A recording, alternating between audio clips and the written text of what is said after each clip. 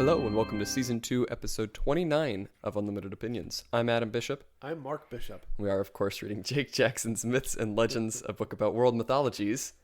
And we're live and in person. You didn't get the... I pointed to you. You're supposed to say from around the world. From around the world. We're talking about world mythology from around the world. Yes, because I was able to point to him, so we are in person. We'll be in person for the remainder of the season, presumably, if nothing else comes up.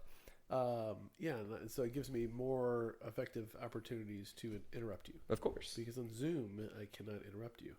You cannot. Oh, you can, but it's more of a struggle. You still find ways. Yeah, I have to wait for a pause. Yes, which is unfortunate. It's very frustrating to listen to you drone on and on. But because it's going through the remainder of the season, we only have, after this episode, 9 more episodes in the season, so we're trying to decide on what to read next time. We'll probably still be going through a book.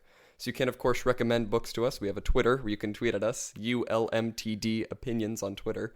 Make sure you follow that and let us know what you think we should read. If you just search for Unlimited Opinions, you'll find it. Yes, that is true. But if you want the exact search result, it's ULMTD Do you Opinions. ever check comments on the different podcast providers?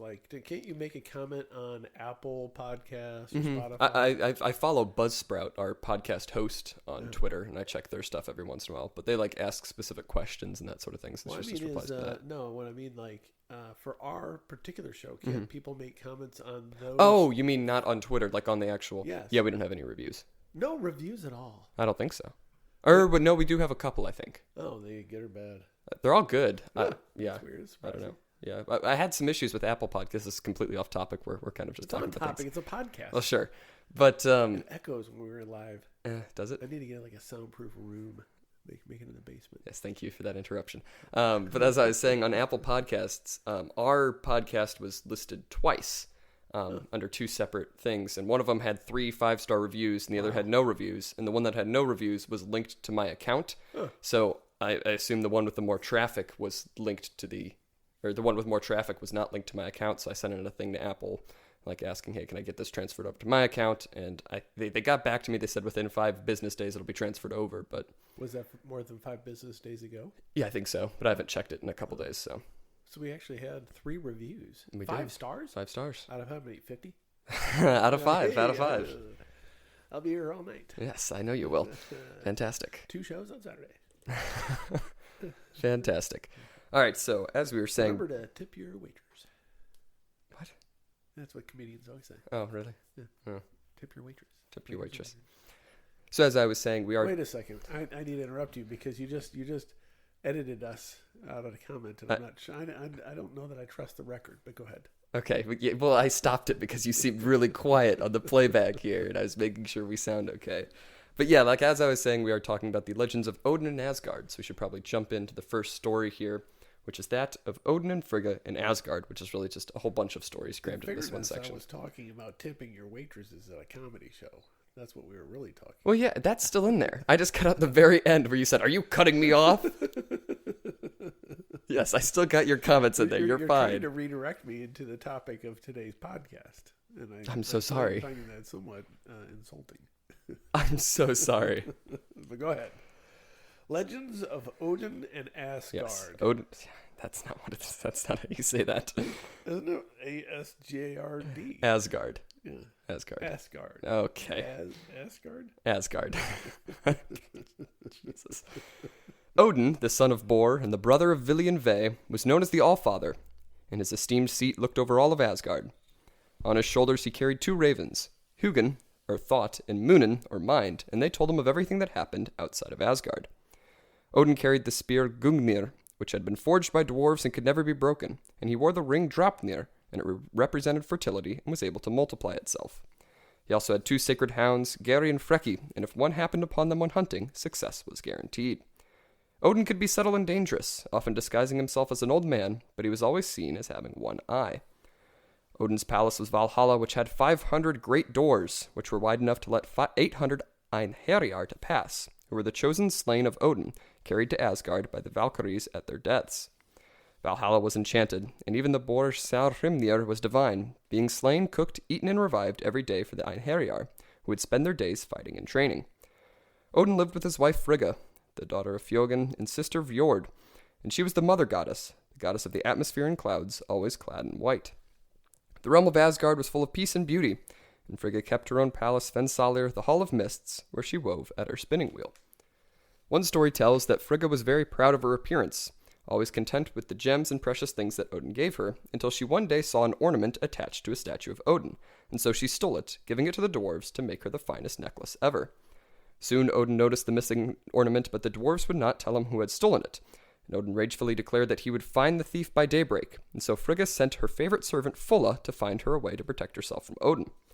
Fulla returned with a hideous dwarf who said he could protect Frigga if she just smiled upon him, and so she agreed, and the dwarf immediately smashed the statue to pieces, and Odin was so enraged that he left Asgard immediately.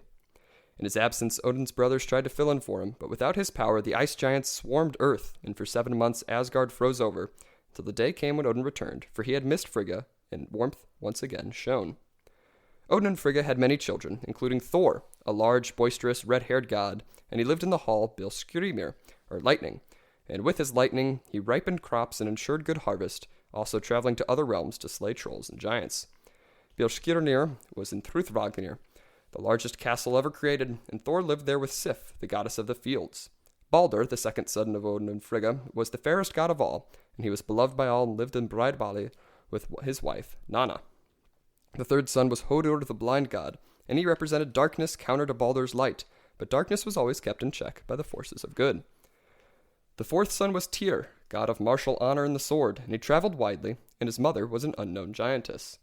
Heimdall also lived in Asgard, and he was the white god, and some say he had been conceived by 9 mysterious sisters who gave birth to him all together, and he slept near the Bifrost Bridge with one eye open and 2 ears alert to the sound of an enemy approaching. So that is a very large overview of a lot of things going on in Asgard in that story. What do you think? General thoughts on that set of stories, I guess. I have one comment. Of course you do. And one question. Mm-hmm. The comment is, I saw a parallel between that disgusting dwarf saying, he'll do something just if the beautiful lady would look upon him. Mm-hmm. And it reminded me of Lord of the Rings. Mm-hmm. With Gimli. Gimli, yeah, with Galadriel. With Galadriel, and I can't remember what he asked her. I know he ended up getting a lock of her hair, but I don't think he asked for that, though, did he? That is what he asked for. Okay. And I thought it was asked for some sort of that she would look at him. I Well, thought. that's what he said at first. He said, there's no greater gift than for the Lady of Lorien to look upon me, that sort of thing. Yeah. But then he asked, which was a callback to something in ages past, where she had a suitor who asked for the hairs upon her head and that sort of thing, and she refused him every time. And so Gimli asked for one single hair from her head, and she gave him 3 because he was much more worthy than that other dude. Ooh. Yeah, neat. So it's well, you'd mentioned before that Tolkien had studied these myths and the stories and that kind of stuff. Yes. So maybe that it influenced. Possibly. The story. I also think it's very funny that his solution was just to destroy the necklace. I thought that was very effective. Yes, I thought it was going to be you have to do these trials and pass this thing. He just smashes it with a hammer, I guess. Yeah, so that's what you get, what you pay for. She only paid with a smile. I can solve this problem. I'm just going to destroy the whole thing. There you go. Because the Odin was going to make the statue speak and say who had stolen the item, and you can't speak if you kill him. That is true. Break into 1,000 pieces. So, that is true. You. But then it was really bad because then Odin left, and it was all the winter and that kind of stuff. Yes. And then what was my comment? Oh yeah, what do you think about? The question was, what do you think about the 2 ravens? Thought and memory. I don't know. It's an interesting duo because a lot of times I think people just group those together. Your thoughts can be your memory, and your memory can be your thoughts, I guess. But I guess it's a neat distinction to make. I think it's like consciousness. You can't have consciousness without. Well, you can. It's hard to have consciousness or self-awareness without memory, because you can have thought, but you have to retain it. True. Did I ever tell you about the time? I think I did, but I don't know if I did it with the podcast. The time my dad had transient global amnesia. No, you did not. I've never told you that. I don't think so. So my dad, who was 45 when he had me, so he was always older. Yeah. Anyway, but he took a nap because he liked to take naps, and I was probably 16 at the time, and he had. I'm doing something here. You don't point at my microphone. You want me to turn this one? Yeah, if you're... Turn this one or raise Let it me over there? pause this. No, I think people want that play-by-play. I don't think they do, but okay. All right, Continue. All right, so don't edit me out. I'm not... Okay, fine. They get to hear you messing with your microphone. That's what everybody wants to hear. Sure they do. And so, anyway, he woke up from a nap, and he had no short-term memory. And so my brother actually... I was at work at the time, but my brother told me about it later. He came back. He had to take Dad to the hospital because he called it in, and he had to take him all the way down to the big Barnes Jewish downtown. We were living at St. Charles at the time, and the doctors, the neurologist there had to call in specialists, and before you knew it, there was like 10 doctors in the hospital room with him because he knew who he was. He had his long-term memory, but he had no short-term memory. It's crazy. So as they were driving, the route would take you down Highway 40 into St. Louis. And so my dad he'd have brief short-term memory of about 30 seconds. And so they're driving on Highway 40 downtown, and my dad would, he knew he was with my brother. My brother was driving, and then he'd look at him and say, "Where are we going?" And so he said, "We're going to Barnes Hospital. There's something wrong, Dad." And he says, "Okay, well, all right." And then 30 seconds later, he says, "Where are we going?" "Well, Dad, you got problems, something going on with your memory. We got to take you in to see a neurologist at Barnes Hospital." "Okay." 30 seconds later, "Where are we going?" And so my brother is a dark sense of comedy, and he got set up. He said, "Well, we're going to the zoo." Because it's not Highway 40. And my dad would say, "Well, I haven't been to the zoo in a while. Why are we going to the zoo?" He said, "Well, you said you wanted to go to the zoo, so we're going to the zoo." "Oh, okay, that sounds like fun. Where are we going?" "Oh, we're going to the zoo, Dad." "Why are we going to the zoo?" Same conversation. "Where are we going?" "We're going to the History Museum." It is naming things along. We're going to the Blues game, which at the time was right off Highway 40. But anyway, so it went away after like a day or so. That's crazy. Yeah. So and then my mom had Alzheimer's, so I'm often interested about memory and how it plays such an important role in who you are. Yeah. Now his was global. It means his entire brain was affected essentially, and it was transient. It was temporary. It was amnesia. So he had amnesia, but just temporary amnesia, and just in a limited manner. It's crazy.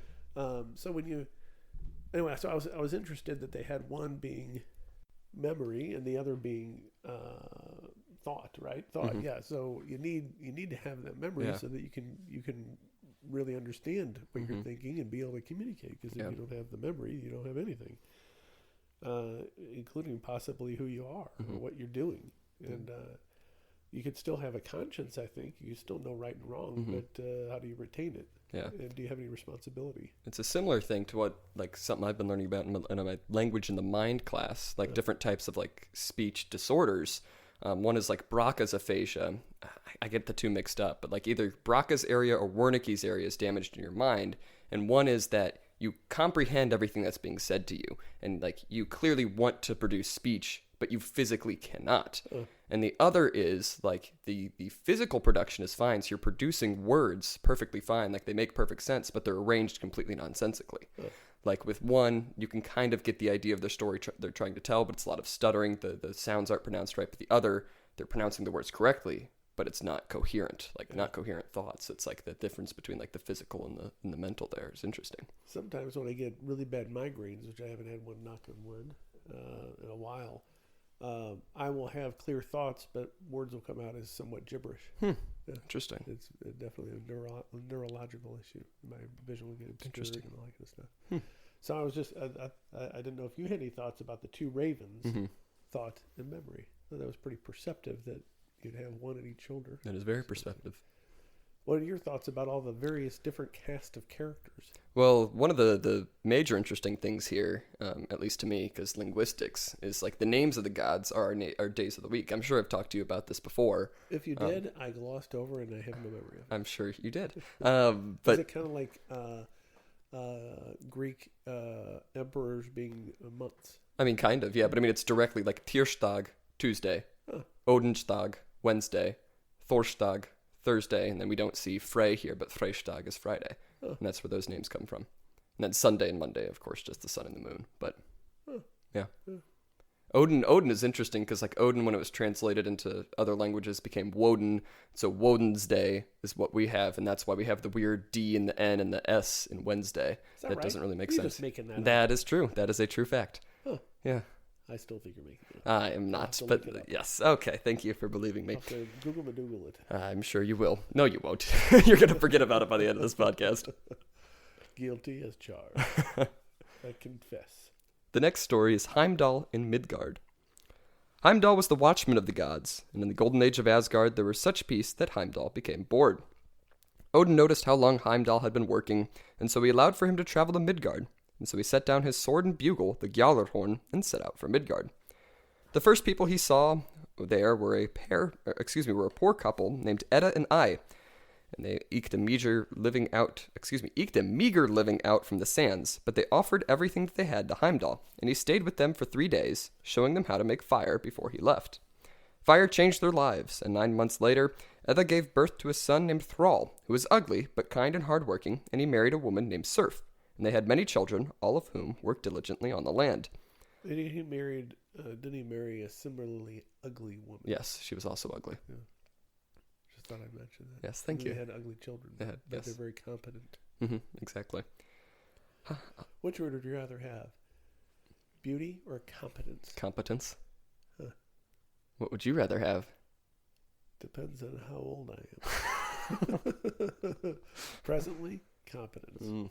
I don't know if I would have taken beauty at your age, or if I would have taken competence at your age. Probably, because I was arrogant. You were? Yes.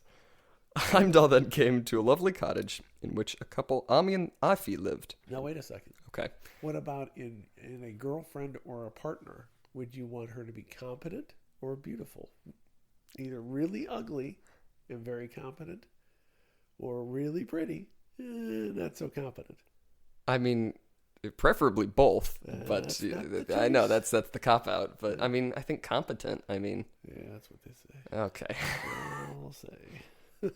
But anyway, he came to this lovely cottage in which the couple Amma and Ifi lived, and he stayed there for 3 days, showing them how to construct a spinning wheel. And 9 months later, Amma gave birth to a son named Karl the Yeoman, who married a hardworking woman, and their children were hardworking and successful too. I'm starting to get suspicious of the timing of these pregnancies. Go ahead. Oh, no. Heimdall then visited a wealthy couple in a castle, and 9 months later they had a son named... Oh, interesting. They had a son named Jarl the Earl, and his father taught him how to hunt and live off the land, and his mother taught him refinement in breeding, and he became known as Regal. Heimdall later returned to Midgard, claiming Regal as his son, but he remained in Midgard, marrying a woman named Erna, and their sons were the ancestors of a line of ruling kings. So, I mean, this is a pretty clear, origin story for, the three classes, basically. Yeah. The serfs and the thralls, and then the yeoman farmers, and then the jarls at the top, or the earls, whichever word you prefer. Both basically the same word. Did you know that? That's another linguistics thing. What's that? Jarl, the term for a Norse chieftain, basically, ruler over a clan or tribe of people, is the same as the English word earl, ruler of a certain tract of land. Did you ever see the show My Name is Earl? No. It's a good show. Thank you. What did you think about the story? It's about a guy who lived in a trailer park. Okay, that's not what I asked. My name is Earl. Now it has a different connotation. I don't think we think of it as regal anymore. Earl. Yes. The only really comment I had was I'm suspicious as to the timing of the pregnancies. Yes. Well, I think this really reminded me of that one Native American story we had, where the Great Spirit gave out the tools, and then the weapons, and then the books, and the three different types of people. Right. Also similar, I think, to a lot of the Indian myths too, in which you have this is the castes, and this is the class system. That's just the way things are. Did he disguise himself in this? He did. Yeah, he was disguised like Odin disguises himself when he walks on the earth. So they didn't know it was Heimdall. They just thought he was some dude. Yeah, those disguising type things. I think now the Indian myths, which I didn't at the beginning of the season because I didn't know anything about them. Yeah, but I think this is also a little bit of a moral story too, and that each couple offered everything they had. Even the poor couple who had nothing were like, "Well, you're welcome to stay with us, and we can give you what we have." Yeah. So I guess it's good things come to those who help people out. People that are solicitous to travelers. Yes. You say that like the whole Norse or maybe even the Norwegian culture is very giving to travelers? That was one of the big things in actually the Poetic Edda. There's a whole book of like sayings of the High One or the Wise One, and so many of them are just like welcome in strangers, give them what you have, help them on their way to their next journey and that sort of thing. So it was a very, very big deal to just help people out. I wonder if it's because they lived in hard lands and somewhat sparsely populated. Yeah. So if anybody's traveling, they gotta get help. I think that's exactly what it is. And like so many of them, at a certain point in time were so basically nomadic anyway. Yeah. Just on the seas, essentially, traveling, so far, so great distances that, if you did come across another person, they were traveling somewhere, you've got to help them because that's kind of that person's future at stake. Seems to be a good code until you meet up with somebody that just wants to steal all your stuff and murder you. Yes, that would be an issue. That would not be fun. Yes, they don't have the trust but verify type attitude. Yes, probably not. Any other thoughts of this, or should I move on to Loki? Okay. I don't think that was ever that complicated. Yeah, I really like that story though. That's one of the good ones. One of the only ones where humanity really pops up in connection with the gods very closely. He's the guy that was the keeper of the Rainbow Bridge, right? Mm-hmm. Yes, Heimdall. Heimdall. He went on vacation and went to Earth, essentially, Midgard. Yes, basically. So the next stories are those about Loki. And Loki was a trickster, and his fair appearance hid a black heart, but he was permitted to stay in Asgard, for he played the part of a clown. Loki was married to Sigyn, but had 3 children with the ogress Angerboda, Fenris the wolf, Jarmungandr the serpent that encircled Midgard, and Hel, the queen of the underworld. One evening, Loki saw the golden necklace of Freya, coveting this symbol of the fruitfulness of earth, and so he attempted to steal it while she slept, but she was lying in such a way that he could not unclasp it. Loki then turned into a flea, biting Freya and making her turn over, thus stealing the necklace, but Heimdall heard him turn into a flea, and so found him, drawing his sword to kill the thief. Loki turned into a flame to escape, so Heimdall became a rain cloud, so Loki became a polar bear, and this carried on for a great duel, until Heimdall bested Loki and returned the necklace. Another story tells of a peasant losing a bet to the giant Skrimsli, and having bet his only son, the peasant called on Odin for help, and so he transformed the boy into a grain of wheat and hiding him on a stalk. However, Skrimsli was wiser than expected and found the boy easily, and just before he was eaten, Odin returned and saved the child, but he could do nothing else before the giant returned. The peasant then prayed to Honir, who turned the boy into a piece of down, hiding him on a swan. But Skrimsli saw this, and Honir too saved the boy, but could not help any more. In despair, the peasant prayed to Loki, who turned the boy into a roe egg, but Skrimsli saw this, fishing up the flounder that the egg was attached to, and Loki rescued him. This time, Loki fought Skrimsli, but the giant was able to heal himself at once. But Loki knew that metal blocked magical powers, so he chopped off Skrimsli's leg and placed a piece of metal in it, causing the giant to eventually die, and so the peasant praised Loki, inflating him with pride. So those are just a couple stories about Loki there. What do you think of that brief overview, I guess, of Loki's character there? I think it was that clever. Yeah, that was a weird example to give of Loki's cleverness, because he really didn't do a whole lot clever. Yeah, he was just the only one to actually just take action against the giant. The others just were like, well, guess I can't help anymore. I tried. Not my problem. I had a grain of wheat. Oh wow. Didn't work. And I guess you're on your own, kid. Loki's like, yeah, I'm going to hide you as an egg, right? Yeah, a fish egg. A fish egg, and then he got found. He's like, all right, fine, I'll just cut off his leg. Yeah. He dies. Cut off his leg, and he healed himself. And they're like, oh, yeah? Cut off his leg again, put some metal in there, bam. There you go. That's what you need to do, I guess. Bleed to death, fool. But yeah, he's a very interesting character in Norse mythology because he just takes so many different roles. I mean, the biggest thing is the trickster god, but every once in a while, like it's like the author kind of showed here, he is kind of helpful, but in a weird sort of roundabout way. Like he usually does not want to help, but he gets pressured into it or tricked into it, basically, and he has to help the other gods who he really kind of hates at many points in time. Kind of similar to the Marvel Loki character. Somewhat, yes. Yeah. Although the Marvel storylines are very, very different from the actual Norse myths. That might be my favorite character from the Marvel stuff. Loki, yeah, I kind of agree. The actor's really good, and he's kind of... Tom Hiddleston, I think is the actor. But the writing is good for that character because he could do some good stuff, and you really kind of never know if he's really doing a good thing or he's just getting through this part of it. Well, he's died like 3 separate times now in the Marvel movies. Right. So, and then he's always brought back, of course, but Well, one of them was a legit one. One of them was legit, but then they went back. Yeah, because because they went back in time. It's not like he didn't die. He really did die, but it was a different him. Yeah, that's true. That's true. And then they had that TV series, which was very good. That's my favorite of the Marvel shows so far. Although Moon Knight is very good. Have you been watching Moon Knight? I have not watched it. That one's actually directly related to mythology because it's like the Marvel take on the Egyptian myths. Moon Knight is the like avatar of the moon deity Khonshu in the Egyptian pantheon. Is there a whole bunch of like left-wing indoctrination stuff like all the other things now? Not yet. Not yet. All right, I'll leave it at that. Yes. I was going to go on a rant. I decided against it. Yes. Too tired. It is. I am a little. It is 9:05 p.m. It's past your bedtime. Well, no, I've got like allergies or bothering me. That's true. I'm ready to go to bed. Yes. I can do a rant. You want me to do a rant? No, that's really okay. We can move on. You don't want me to do a rant about the gays? I think that's the last thing I want you to do right now. All right. The next story. Maybe next episode. Yeah, maybe. The next story is that of the Norns. And the Norns were 3 sisters who lived at the base of Yggdrasil, protecting its roots by mixing water with enchanted gravel and clay and spreading it on the roots. The Norns always spun at their spindles, and their names were Weird, or was, Verdandi, or being, and Skuld, or shall be, and they were called the Fates. Once time had reached Asgard, the gods knew that they were at the mercy of the Norns, and so they visited the sisters daily to ask for advice and aid.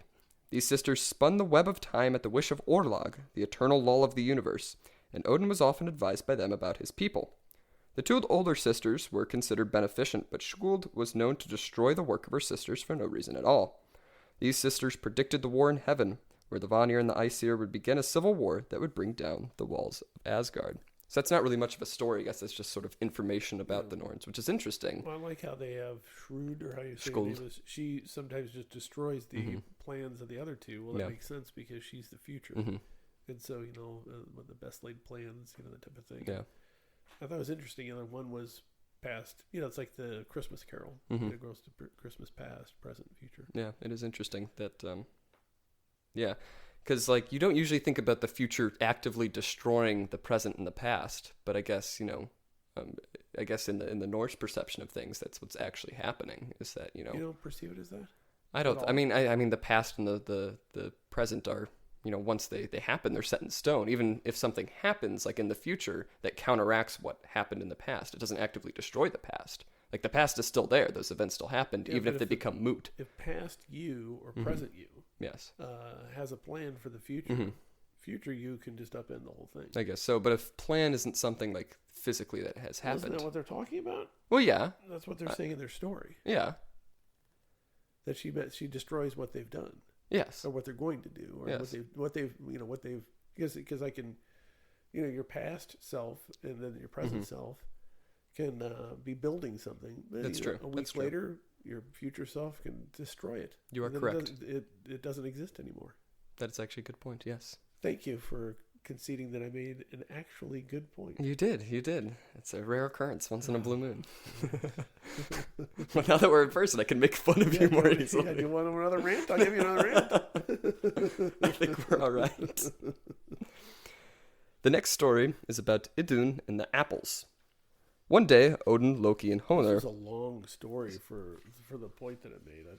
This is I like this story. Okay. So we're gonna read about this story. You're not gonna read excerpts. I'm not reading excerpts. Good. Yes. One day, once a time at a time, they had apples in the kingdom that would give everlasting life, and then some dude wanted to steal the lady who had the apples, and so he did, and then Loki kind of helped him, and so then he had to go get her back, and because people were getting old. I mean, and so then because the bad dude was an eagle, so Loki became a hawk, and they fought, and then what else happened? Can I? Okay. One day, Odin, Loki, and Honor were out wandering, and becoming hungry, they killed an ox, but despite cooking it for several hours, it remained raw, for above them perched a great eagle, who said it would remain raw until he allowed it to be cooked. Intrigued and hungry, Odin asked for the eagle to allow it to cook.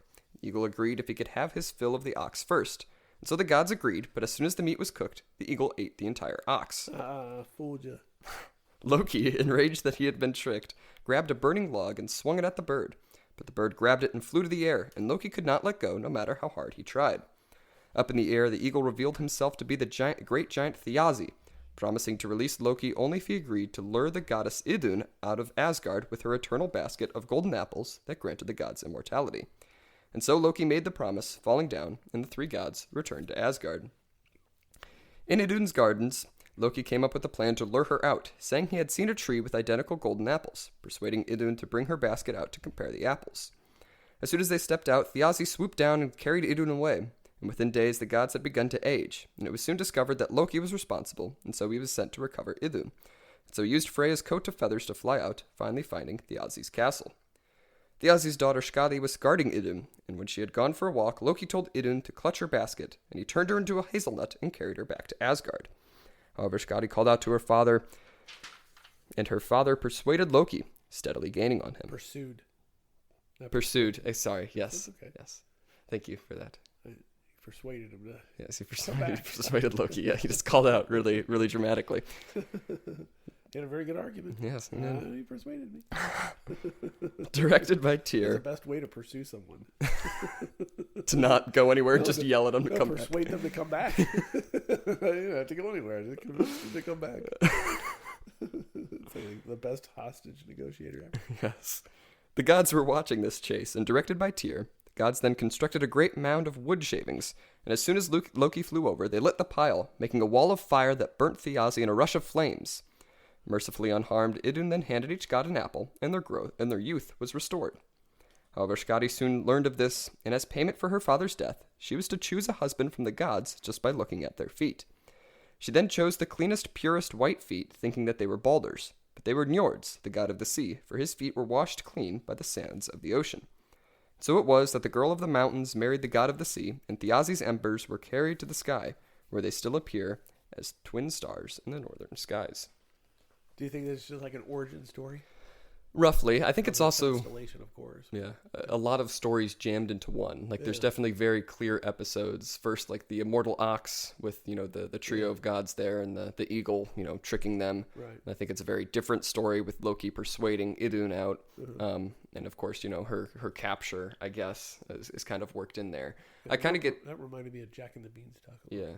I kind of get the feeling that there were at least two separate stories where both Skadi and Thiazi imprisoned her at one point in time, because they seem like disjointed ends of the story almost. Right. Now, why do you need these two characters here when one kind of serves the purpose? But then we see they both have very different endings. Yeah. And so I think it's kind of like, the whole feet thing seems like a very different episode than sort of the rest of the stories. It seems like that was the sort of the Skadi story, and then Thiazi's story was something different. But in the pantheon, I guess it was like, well, she's the daughter of him, so I guess we can kind of combine these stories into one almost. Yeah. I guess it would make sense.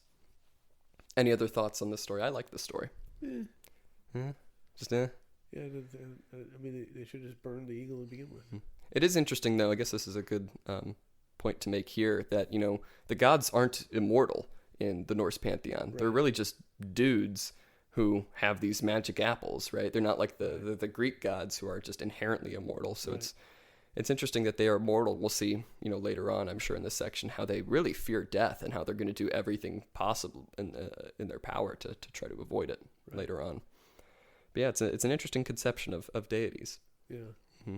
Well, I don't know if they're the same concept of deity. Yeah. As opposed to like major historical figures or powerful beings, that are present, as opposed to maybe people that you worship, or entities that you worship. I don't know. It's strange. Actually, the author of the Prose Edda, Snorri Sturluson, he said that really the Norse gods were refugees from Troy. Huh. Yeah, so they sailed up through the Mediterranean and came to the north, and that's where they were worshipped, basically. They remind me more of the Indian myths. Really? Yeah, where they're kind of characters, and they conceal themselves, like Odin conceals himself and goes about his business, and that thematically, with Midgard, and they interact in strange ways, kind of bizarro stories. Well, I mean that's kind of a big thing in like comparative mythology, where you kind of look back at like the common ancestors of like the mythological feature, the mythological figures, and that's like a big theory. Like we have the Indo-European languages, so it's kind of thought like, well, the deities would probably follow the languages, if you have a word for these. So it's like, the Indian languages are related to the European languages, which are related to the Germanic languages, and just like, that would make sense that we would tell these stories about these same gods here. Agreed. Yes. Is this the last one? This is the last story in this section, which this is one of my favorite stories of all time. Yeah, the Sigurd saga, or the Volsung saga. This is only a brief snippet of it, really. I mean, it's very heavily condensed, but this could be like an entire podcast in and of itself. We're not going to do that. Yes. So I mean, not even just an episode. I mean, a whole podcast about the Sigurd saga. It's a shame. But this last story is about Sigurd.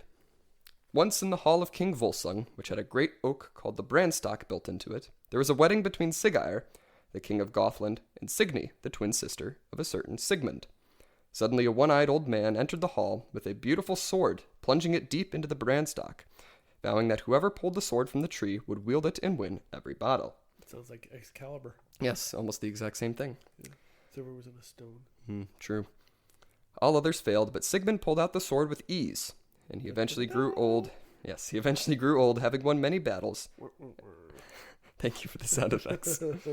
And as he lay dying, the last of the Volsungs, he said to his wife Hjordis that his sword will pass on to the child that she was pregnant with, and the boy would reign supreme. Hjordis married Alf, the Prince of Denmark, and her son was named Sigurd.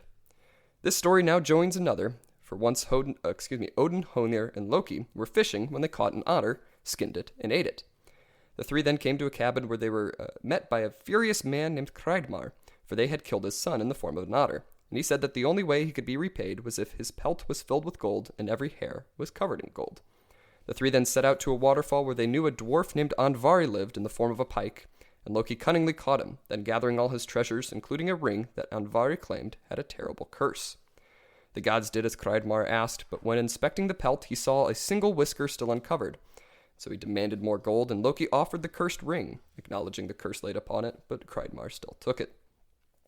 Kreidmar had two other sons, Regin, a blacksmith whose pupil was Sigurd, and Fafnir, who coveted the treasure, killing his father a few days later and taking it to a cave where he became a dragon.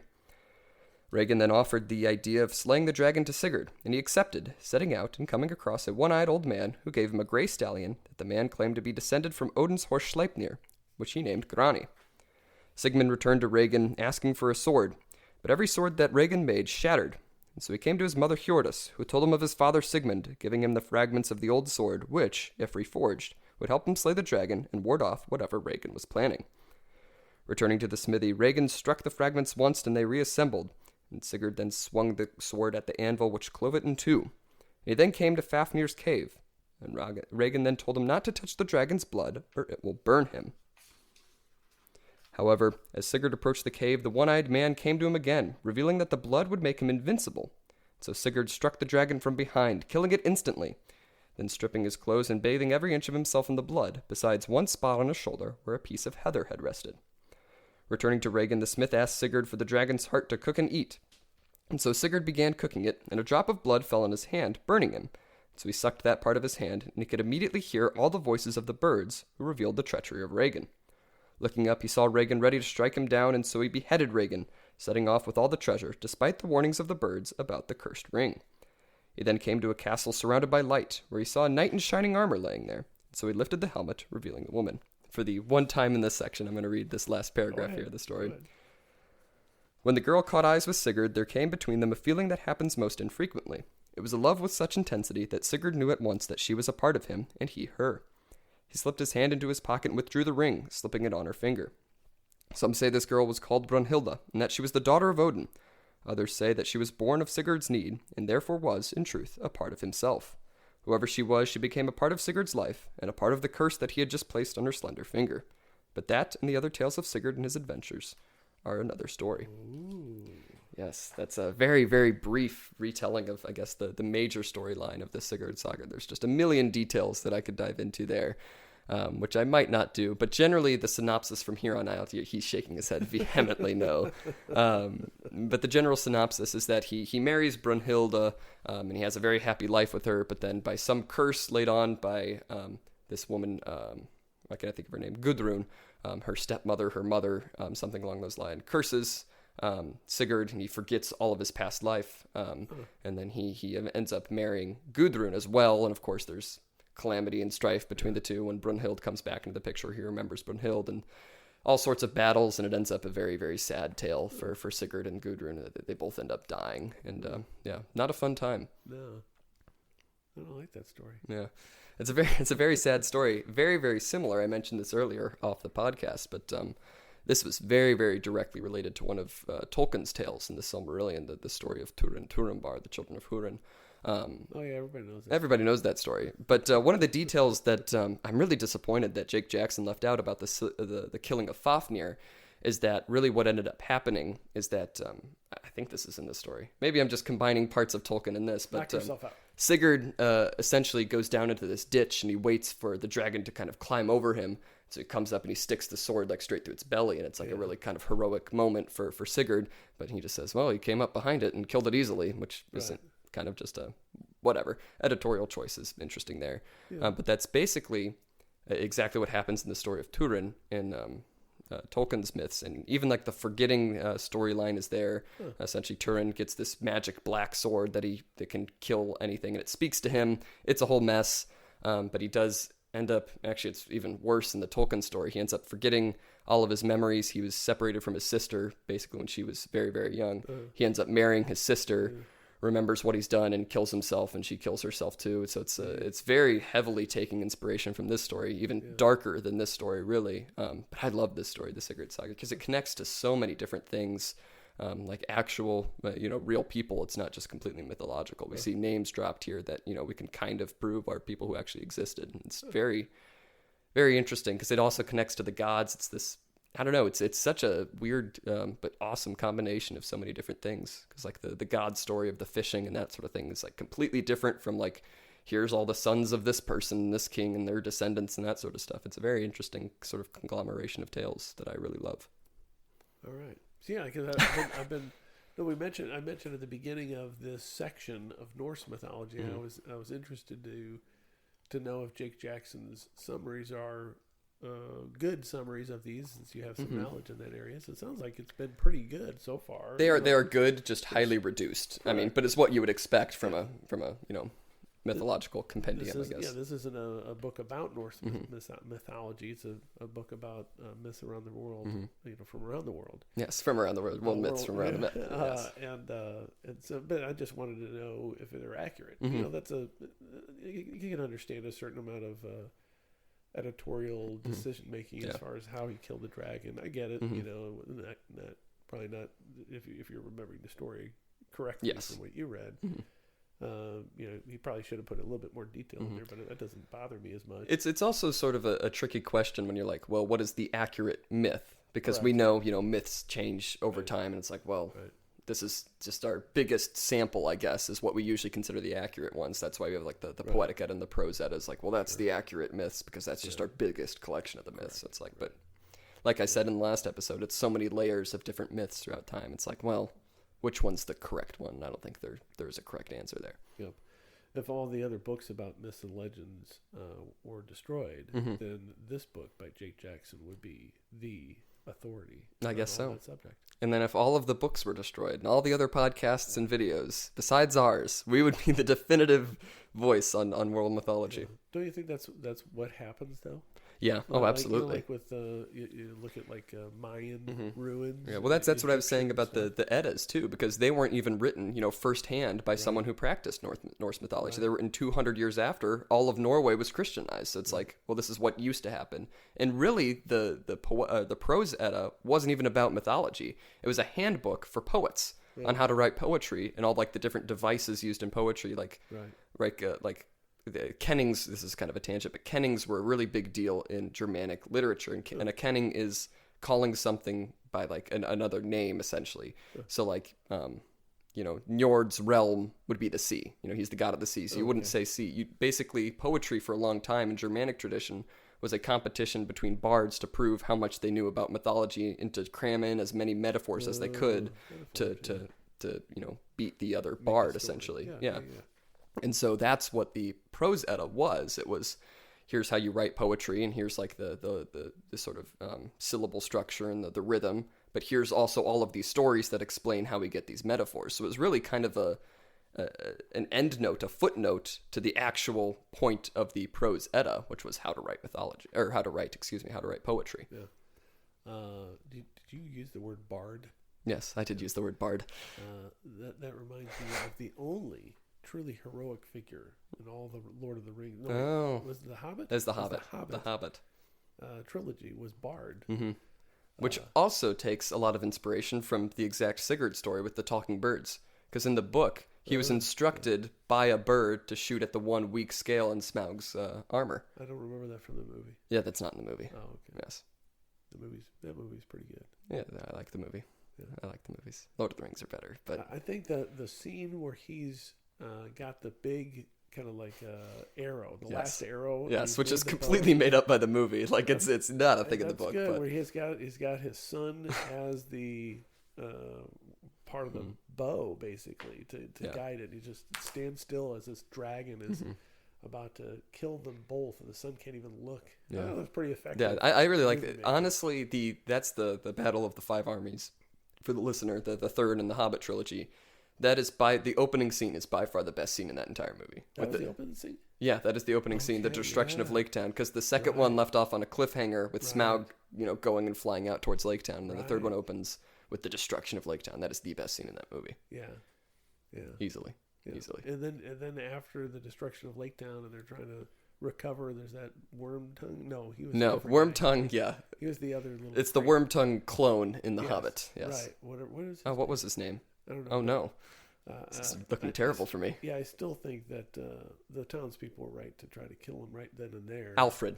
But he saved Alfred, and then he turned out to be a worthless piece of junk. And then he has the most ridiculous death in any of those movies. But that was the most justifiable death of all. I guess so, yeah. Alfred, the for the listener, the sleazy, crook of Lake Town stealing money. He ends up disguising himself as a woman, finding gold coins, shoving them down his shirt.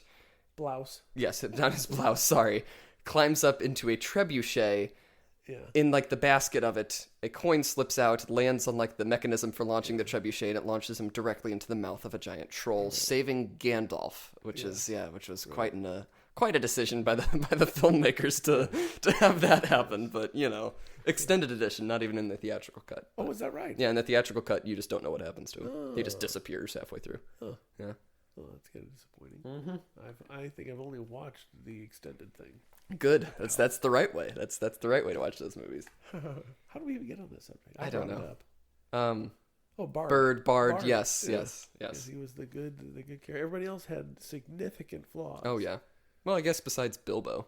Bilbo was a liar about the ring. That is true. Bilbo was a liar about the ring, which also people think that it's iffy. Like Andvari's ring in here, how much that inspired Tolkien, because we do know that he liked Norse mythology. He really kind of went against that very heavily in one of his letters. He says the similarities between Andvari's ring are really not so much Andvari's ring, but this is another tangent. The opera based on Norse mythology by Wagner, which was a huge deal, the whole play. And so people are like, oh, it's Wagner's ring that's appearing in Lord of the Rings. He's like, the similarities between Wagner's ring and the One Ring are that they are golden round, and that is where the similarities end. Yeah. So he did not like that comparison. Right, but I can imagine. I mean, he had a whole system set up with these different rings, and one ring to rule the others. Yeah. Well, not so much in The Hobbit. He had no idea what the ring was when he was writing The Hobbit. So I guess the argument is, well, he was just kind of thinking about, the magic rings and stuff, and that's where the inspiration came. Because he had to work backwards, really, when he was working on the Lord of the Rings from what he had already written and figure out something before The Hobbit to explain what happens in the future. Nice. Yes. Yes, that's my Tolkien thoughts for the day. Yeah, very good discussion. Yeah, I like this section. What do you think of this section overall? Odin and Asgard. Yeah, pretty good. I mean, it's really just setting the stage and kind of summarizing who's who, a lot of it. Yeah. So, yeah, I liked it. Yeah. The one thing that I really like about the Norse myths is that there is definitely one big climax, and I'm sure that we'll get that at the end with Ragnarok. Yes, which I'm really looking forward to. Yeah. You're looking forward to Ragnarok? Not in real life. In the podcast. Let's bring it on. Yeah, I like going through those because I actually like to know something. Christian denominations are looking forward to the end of days. Yeah. Yeah. You don't hear about them that much anymore. It used to be big when I was younger. Well, it's a sin, at least according to the Catholic Church, to try to predict the end of the world. It's a very grave sin. To even try to predict. Well, it's you're not supposed to learn canon law independently of the ecumenical study of it. Yeah. Huh. I bought maybe I shouldn't mention this because it's you're gonna get excommunicated.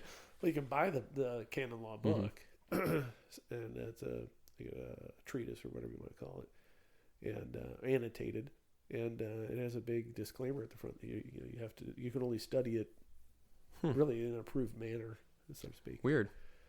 Yeah, but I know the reason you can't predict the end of the world is because there's a specific Bible quote man cannot predict. You will never know when it's coming. It's just going to happen. So the reasoning is, if you think you know when the world's ending, you have to be God essentially because only He knows. It's like the Tower of Babel thing. Yeah, kind of interesting. Yeah. Okay, we can have a whole discussion about the canon law stuff too. But I'm sure we could. Not for this. Yes, probably not. Related. All right, I guess we should end the episode here unless you have any other remaining thoughts. I have no good thoughts. Only bad ones? I have no thoughts. Oh, no thoughts. I'm empty. I'm like an empty flask. On that uplifting note, this has been Unlimited Opinions. I've been Adam Bishop. I'm still Mark. Tweet us ideas for Season 3 at ULMTD Opinions on Twitter. I just gave us a 5-star review on iTunes. Yes. While we had to take a break because of storage issues on this old laptop, he rated us himself. So give us a rating, too.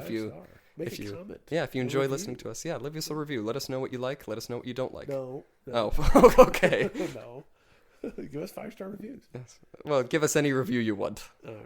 Yeah, maybe that'll be the next contest for maybe season. Just actually leave us a review. The funniest review though. We have to up our standards. Which right now, the honor of that goes to Richard Emerson, the only person to actually leave us a written review. So thank you for that, Richard Emerson. Yeah. Which, by the way, I appeared on his Richard Emerson podcast earlier this week for all of our listeners. What does Emerson podcast discuss? So he has a few different podcasts. He has the Ancient World podcast, which is not employed. I have not. Don't insult him. He's going to listen to this. Where does he get the time? No, he is employed. He teaches language. Do we want to give this up? Oh, I don't know. Is it public? I don't know. Is it maybe I shouldn't. Maybe I shouldn't give this up. But what was I saying? Yeah, he has the Ancient World podcast, which is the one that I listen to most frequently, which is using the Renaissance to look back at ancient times. A lot of going through Dante and that sort of thing, which is very interesting. Yeah. The Richard Emerson podcast he just started recently, so this is kind of a plug for him. Just interviews with people, that have interesting stories to tell. And apparently, I fit that bill. What was your interesting story? Am I interested? We just talked about the podcast mostly, and Tolkien and language, as to be expected. That's kind of like those news shows where they interview journalists. Yes. You know what I'm talking about? Meet the Press. Mm-hmm. I hate them. Because the journalists are just supposed to be reporting. Well, you shouldn't say that. Maybe one day you'll appear on the Richard Emerson podcast. I have something to tell you, Adam. Yes. I will never really? on the Richard Emerson podcast. That's a shame. It's a shame. That's a challenge. Now he's gonna really try to get you on. I don't know if I have anything interesting. I have some. You have a lot of interesting stories. We could appear together, I guess. I don't want to do that. Okay. No, I want to dominate the conversation. Oh no, I'm so sorry. But anyway, this has been Unlimited Opinions. I'm gonna leave this here. All right.